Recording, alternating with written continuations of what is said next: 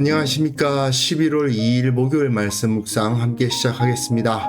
주님의 사랑과 은혜, 주님의 그 크신 능력이 말씀으로 하루를 시작하시는 귀한 성도님들의 가정과 생업 가운데 충만하시기를 기도합니다. 오늘 본문은 히브리서 2장 5절에서부터 18절까지 말씀입니다. 날마다 솟는 샘물은 1절에서부터 18절까지죠. 어제 제가 2장 1절부터 4절까지를 함께 묵상을 했고요. 오늘은 5절에서 18절을 묵상하겠습니다. 이 본문을 통해서 이 히브리서 기자가 지적하고 있는 바 복음의 핵심부, 가장 중요한 것이 무엇인지를 다시 한번 확인할 수 있었으면 좋겠습니다. 그럼 먼저 말씀 보시겠습니다. 하나님이 우리가 말하는 바 장차 올 세상을 천사들에게 복종하게 하심이 아니니라. 그러나 누구인가가 어디에서 증언하여 이르되 사람이 무엇이기에 주께서 그를 생각하시며 인자가 무엇이기에 주께서 그를 돌보시나이까. 그를 잠시 동안 천사보다 못하게 하시며 영광과 존귀로 관을 씌우시며 만물을 그 발 아래에 복종하게 하셨느니라 하였으니 만물로 그에게 복종하게 하셨은즉 복종하지 않은 것이 하나도 없어야 하겠으나 지금 우리가 만물이 아직 그에게 복종하고 있는 것을 보지 못하고 오직 우리가 천사들보다 잠시 동안 못하게 하심을 입은 자 곧 죽음의 고난 받으심으로 말미암아 영광과 존귀로 관을 쓰신 예수를 보니 이를 행하심은 하나님의 은혜로 말미암아 모든 사람을 위하여 죽음을 맛보려 하심이라. 그러므로 만물이 그를 위하고 또한 그로 말미암은 이가 많은 아들들을 이끌어 영광에 들어가게 하시는 일에 그들의 구원의 창시자를 고난을 통하여 온전하게 하심이 합당하도다. 거룩하게 하시는 이와 거룩하게 함을 입은 자들이 다 한 근원에서 난지라. 그러므로 형제라 부르시기를 부끄러워하지 아니하시고 이르시되 내가 주의 이름을 내 형제들에게 선포하고 내가 주를 교회 중에서 찬송하리라 하셨으며 또다시 내가 그를 의지하리라 하시고 또다시 볼지어다 나와 및 하나님께서 내게 주신 자녀라 하셨으니 자녀들은 혈과 육에 속하였음에 그도 또한 같은 모양으로 혈과 육을 함께 지니심은 죽음을 통하여 죽음의 세력을 잡은 자 곧 마귀를 멸하시며 또 죽기를 무서워함으로 한평생 매여 종로로 타는 모든 자들을 놓아주려 하심이니 이는 확실히 천사들을 붙들어 주려 하심이 아니요 오직 아브라함의 자손을 붙들어 주려 하심이라. 그러므로 그가 범사의 형제들과 같이 되심이 마땅하도다. 이는 하나님의 일에 자비하고 신실한 대제사장이 되어 백성의 죄를 속량하려 하심이라. 그가 시험을 받아 고난을 당하셨은즉 시험 받는 자들을 능히 도우실 수 있느니라.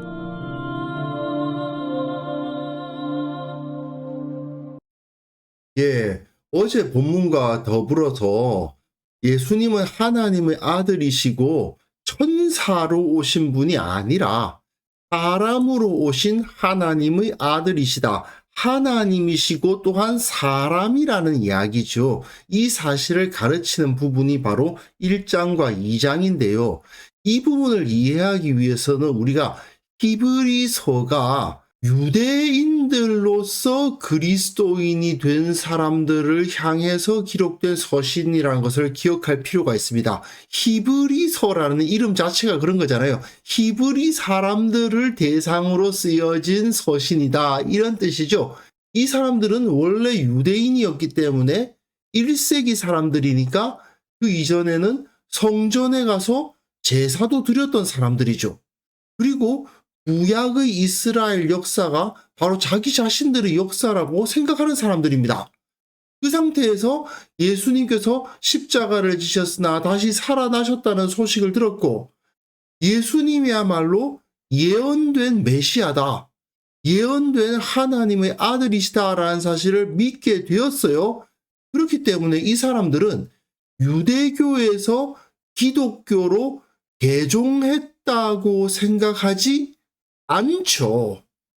이 사람들은 그냥 자기들이 이미 믿고 있었던 그 신앙대로 이때에 드디어 메시아가 오셨다라고 생각했을 뿐 똑같은 하나님을 믿고 있고 똑같은 신앙생활을 하고 있다고 생각하고 있는 겁니다. 어려서부터 가졌던 그 신앙을 그대로 가지고 있는 것이지 예수님을 믿는다고 해서 다른 신앙을 갖게 됐다고는 추호도 생각하지 않는 사람들이에요. 그런데 문제는 이 사람들이 예수님을 믿었더니 자기 신앙은 변한 게 없는데 그 신앙 생활이 변할 수밖에 없는 일들이 벌어집니다. 첫째로 동족 유대인들이 핍박을 합니다. 그 핍박을 받다 보니까 예전에 성전에 가서 제사를 드리고 했었는데 이제는 성전을 갈 수가 없어요. 그리고 복음에 의하면 더 이상 성전에서의 제사는 의미가 없어요. 예수님의 십자가로 인해서 이미 완성이 됐다는 거예요. 그러니 성전을 갈 필요가 없고 성전에서 함께 그 절기를 지키고 그 안에서 이루어지는 여러 행사에 참여할 필요가 없네? 그런 생각이 들면서 점점 성전의 신앙과는 멀어지기 시작합니다. 그런데 문제는 그러다 보니까 자기 신앙이 초라해 보이는 것이 문제입니다. 성전에서 제사를 드릴 때에는 의리의리하게 그야말로 그때 헤롯이 지어놓은 성전, 예수님의 제자들도 보고 감탄했던 그 성전 아닙니까? 그 웅장하고 화려했던 성전에 들어가서 거기서 제사도 드리고 화려한 옷을 입은 제사장이 앞에서 축복을 하고 또 제사를 드리다 보면은 가축이 죽고 피가 막 흐르는데 좀 끔찍하다는 느낌이 들지만 종교적인 감정을 가진 사람들은 거기서 뭔가 아주 거룩하고 두렵고 신비로운 느낌을 받게 되거든요. 게다가 함께 많은 사람들이 소리 높여서 찬송을 부르고 그리고 그 제물에다가 막 소금을 치고 그런 과정들이 이제는 없어졌습니다.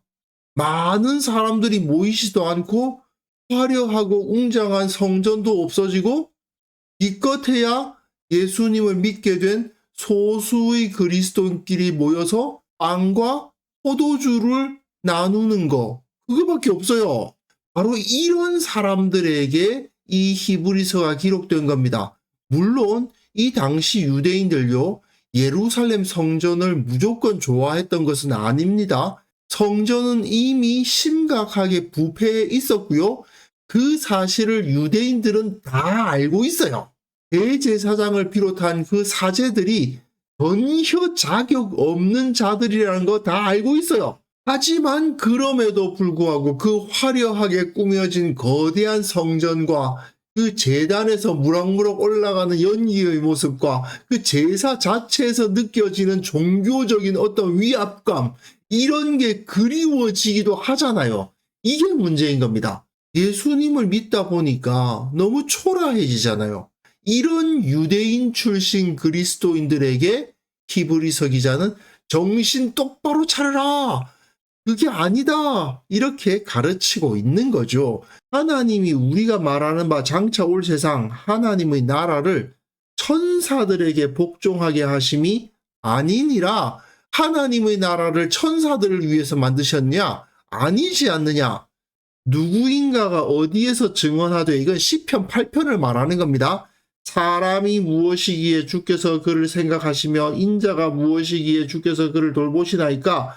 그를 잠시 동안 천사보다 못하게 하시며 영광과 존귀로 관을 씌우시며 만물을 그 발 아래 복종하게 하셨느니라. 시편 8편 4절에서부터 6절의 내용을 그대로 제시하고 있습니다. 여기서 사람, 인자 앞에 만물이 그 발 앞에 복종하게 하셨다는 건데 실제로는 그렇지 않잖아요. 만물로 그에게 복종하게 하셨은즉 복종하지 않은 것이 하나도 없어야 하겠으나 지금 우리가 만물이 아직 그에게 복종하고 있는 것을 보지 못하고 예수님 앞에 모든 만물이 복종하는 모습이 보여야 되는데 실제로는 그렇게 안 보이죠. 많은 사람들이 아직도 예수님을 받아들이지 않고 예수님을 거부하고 있고 예수님의 통치가 온전히 나타나는 것 같이 보이지 않지 않습니까?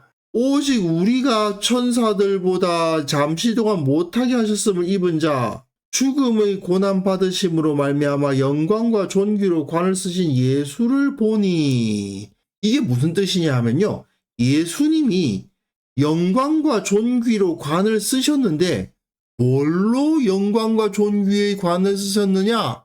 죽음의 고난 받으심으로 말미암아 영광과 존귀로 관을 쓰셨다는 거예요. 그리고 예수님은 또한 천사들보다 잠시 동안 못하게 하심을 입으셨죠. 공생의 기간 동안에 인간이 되시고 그 인간의 삶 가운데서 많은 고난을 당하시는 걸 보면 천사보다 더 못한 기간을 사셨잖아요. 근데 이를 행하심은 하나님의 은혜로 말미암아 모든 사람을 위하여 죽음을 맛보려 하심이라. 예수님이 영광과 존귀로 관을 쓰셨는데 무엇으로? 고난을, 죽음의 고난으로 그 영광과 존귀의 관을 쓰셨다. 모든 사람을 위하여 죽음을 맛보셔야 했기 때문이다, 그 말이죠. 예수님께서 모든 사람을 위해서 죽음을 맛보심으로써 영광과 존귀의 관을 쓰시게 되었다라는 것입니다. 비유적으로 설명하자면 아주 높고 고귀한 위치에 있는 사람이 자신의 고귀함을 드러내기 위해서 좋은 옷을 입고 큰 자동차를 몰고 유명한 사람들과 함께 다니는 것을 선택하지 않고 평범한 옷을 입고 작은 차를 몰거나 대중교통을 타고 그 낮은 사람들과 함께 있으면서 그들이 어려움을 도우려고 노력하는 모습을 보이더라 이겁니다. 사람들은 그가 좋은 옷을 입고 큰 자동차를 몰고 유명한 사람들과 함께 다닐 때 그 사람은 고귀한 사람인 걸 쉽게 알아볼 수 있지만 그것이 진짜 고귀함인가에 대해서는 의문이 남죠.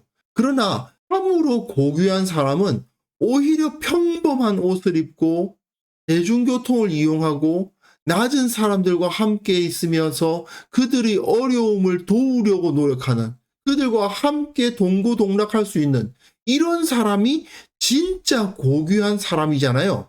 그런데 이런 사람을 사람들은 쉽게 빨리 알아보지는 못하죠.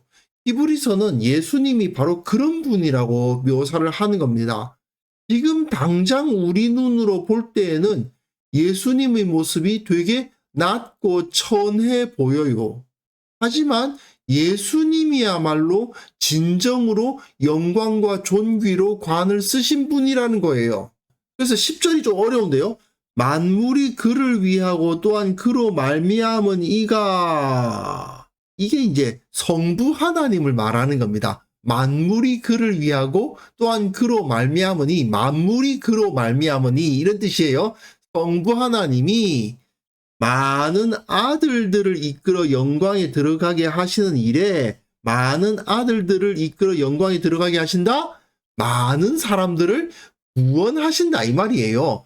그들의 구원의 창시자 예수님을 말하는 겁니다. 즉 성부 하나님이 우리들을 구원하시는 일에 예수님으로 하여금 고난을 통하여 온전하게 하셨다는 거죠.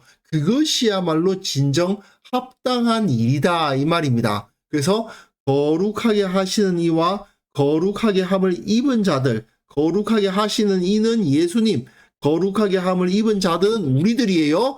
그들이 다 한 근원에서 난지라. 한 근원에서 났다? 사실은 사람이라는 겁니다. 그래서 형제라 부르시기를 부끄러워하지 아니하시고 예수님께서 우리들을 형제라 불러주신다는 거예요.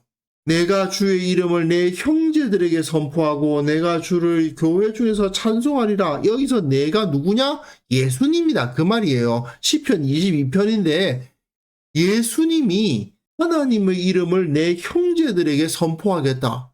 예수님이 하나님을 교회 중 그 백성들 중에서 찬송하겠다. 내가 마치 인간들 중에 한 명인 것처럼 그들 가운데 들어가서 하나님의 이름을 선포하고 하나님의 이름을 찬송하겠다. 이렇게 예언되어 있다. 그리고 또한 또다시 내가 그를 의지하리라. 예수님은 사실은 하나님이심에도 불구하고 사람이 되셔서 하나님을 기다리고 의지하는 모습을 보이고요. 또다시 볼지어다 나와 및 하나님께서 내게 주신 자녀라. 예수님이 자기가 구원한 사람들을 뭐라고 부르신다고요?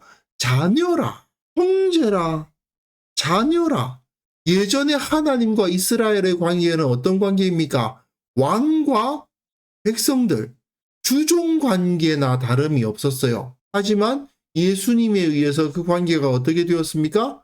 가족 관계가 되었어요.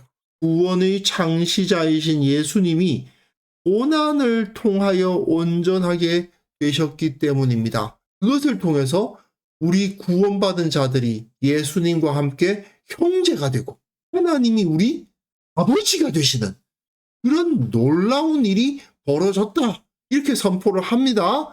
자녀들은 혈과 육에 속하였음에 자녀들, 우리들을 말하는 거예요. 그런데 혈과 육에 속했다? 혈육을 가진 사람인데 그도 또한 같은 모양으로 혈과 육을 함께 지니심은 죽음을 통하여 죽음의 세력을 잡은 자 곧 마귀를 멸하시며 예수님이 사람이 되셔서 죽음을 경험하셨죠. 그걸 통해서 마귀를 멸하십니다. 죽음의 세력을 잡은 자를 멸하시고 또 죽기를 무서워함으로 한평생 모여 종로로 탄 모든 자들을 놓아주려 하심이니 죽음에 대한 두려움이 있잖아요. 그 죽음에 대한 두려움 때문에 종로로 타는 모든 인간들을 구원하려 자유를 주시려 하십니다. 이거죠. 이는 확실히 천사들을 붙들어 주려 하심이 아니요. 천사들 위해서 이거 하셨겠느냐? 그겁니다. 예수님께서 왜 사람이 되셨고 십자가를 지셨고 죽음을 경험하셨느냐? 예수님이 천사 때문에 그러셨느냐? 그게 아니다. 오직 아브라함의 자손들을 붙들어 주려 하심이라. 이것은 히브리서 유대인들을 대상으로 쓴 글이기 때문에 모든 사람들 이렇게 표현하지 않고 아브라함의 자손, 우리들을 붙들어 주시려고 그렇게 사람이 돼서 십자가를 지셨다. 이 이야기를 하는 겁니다. 그러므로 그가 범사의 형제들과 같이 되심이 마땅하도다. 예수님이 천사로서 오신 분이 아니고 영으로서 오신 분이 아니고 사람이 되시는 것이 마땅하다 이겁니다. 이는 하나님의 일에 자비하고 신실한 대제사장이 되어 백성의 죄를 속량하려 하심이라. 대제사장이 되신다는 이야기는 가장 뒷부분부터 나오겠죠. 그가 시험을 받아 고난을 당하셨은즉 시험받는 자들을 능히 도우실 수 있느니라. 천사들은 죄 지을 일이 없는데 죄의 유혹과 죄의 본성을 가지고 있는 혈육을 가진 사람이 되신 이유는 그 시험을 받아 고난을 당하기 위함이셨고 그 시험에 넘어지지 않으심을 통해서 시험받는 자들을 능히 도우시기 위해 예수님은 사람이 되셨다. 이렇게 이야기를 하는 거죠. 사실 어떻게 보면 우리가 많이 알고 있는 복음의 본질입니다. 예수님께서 십자가를 지신 이유는 하나님의 입장에서 완전하신 영이신 하나님으로서 우리를 내려다보시는 것이 아니라 우리들과 같은 존재가 되셔서 우리와 함께 시험을 당하시고 우리의 어려움을 다 체험하시되 그것을 이기심으로 말미암아 우리의 소망이 되시기 위해서 사람으로서 우리들 가운데 오셨죠. 그리고 이렇게 낮아진 자리, 정말 비참한 자리까지 내려가셨습니다. 왜요? 우리를 구원하시기 위해서. 이 유대인들 성전의 화려한 건물에서 드려지는 그 제사가 그리워지는 그런 마음을 갖는데 히브리서 기자는 정확하게 지적하는 겁니다. 그게 그렇게 그리우냐? 그게 그렇게 대단해 보이느냐? 하나님께서 우리처럼 낮아지셔서 가장 비참한 자리까지 내려가시는 그것이 진정 영광스러워 보이지 않더냐? 자, 한번 생각해 봅시다. 우리 인간이 참 죄 때문에 좀 어리석긴 합니다만은 그러나 어렴풋하게나마 진짜 영광이 무엇인지를 구별할 줄 아는 눈이 있긴 합니다. 비싸고 화려한 옷을 입고 레드 카펫을 걸어가는 그 배우들의 모습 정말 아름답고 영광스러워 보이죠. 그 그림을 머리에 한번 떠올려 보십시오. 그리고 또 하나는 화마와 싸운 소방관들의 모습을 한번 그려보세요. 얼굴과 옷에 수검댕이 묻어가지고 시커멓게 되어있는 소방관들의 모습을 한번 생각해 보세요. 그들이 배가 고프니까 컵라면 하나 끓여가지고 이렇게 먹고 있습니다. 어느 쪽이 더 영광스러워 보이십니까? 레드카펫을 바른 그 배우들의 모습이 영광스러워 보이냐? 아니면 그 힘들고 위험한 작업을 다 마치고 너무 배가 고프니까 컵라면 하나 말아서 먹고 있는 소방관의 모습이 영광스러우냐? 깨어 있는 자들은, 지혜 있는 자들은 당연히 후자입니다. 그들의 그을린 옷과 수검댕 묻은 얼굴이야말로 진정 영광스러운 모습이죠. 이거는 예수님을 믿지 않는 사람들도 그렇게 느끼곤 하는데요. 왜 그렇습니까? 우리가 하나님의 형상이니까 그걸 느낄 수 있는 거예요. 예수님의 모습을 다시 한번 생각해 보십시오. 대제사장이 금관을 쓰고 멋진 옷을 입고 많은 사람들 위에 서서 그들을 축복하는 모습이 영광스러운가? 가시 면류관을 쓰시고 십자가에 달리셔서 수많은 사람들이 자신을 향해서 욕을 하고 있음에도 불구하고 저들을 용서해 달라고 기도하시는 예수님의 모습이 영광스러운가? 우리는 십자가의 영광이야말로 진짜 영광임을 아는 사람들이죠. 그래서 이 시간 함께 기도하실 때에는요, 나를 위해 낮아지시기를 마다하지 않으신 그 주님의 모범을 따르게 하옵소서. 인간적인 영광 추구할 것이 아니라 십자가의 영광을 추구하는 공동체를 이루게 하옵소서. 함께 기도하는 시간 갖도록 하겠습니다.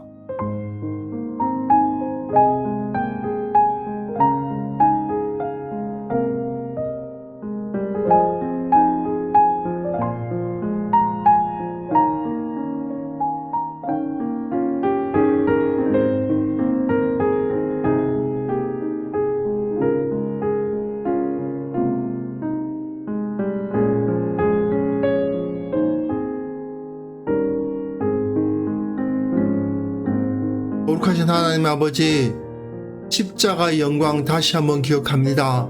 내가 주님의 인도를 따라 어디든지 가겠다 고백하며 그 결단으로 오늘을 살아가게 하시고, 우리 교회의 모든 성도들이 인간적이고 세상적인 영광을 구하는 것이 아니라 예수 그리스도의 십자가 영광이야말로 진짜 영광이다 고백하는 자들이 다 될 수 있도록 도와주시고, 한국교회에 속한 모든 성도들 중에 세상의 영광을 좋아하고 그 길로 따라가는 어리석은 자가 단 한 명도 없도록 지켜주시고, 온전히 예수 그리스도의 영광만을 선포하는 공동체가 되게 하여 주옵소서.